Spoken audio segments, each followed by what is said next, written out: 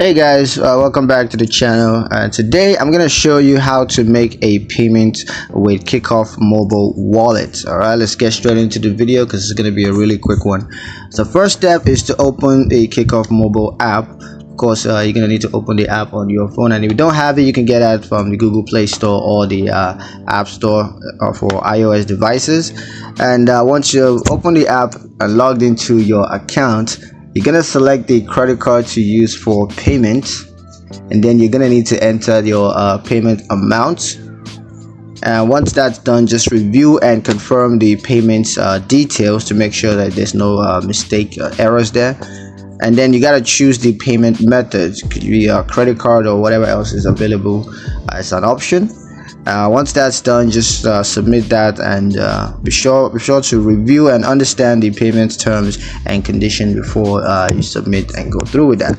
So yeah, that's pretty much it on how to make a payment with Kikoff's mobile wallet.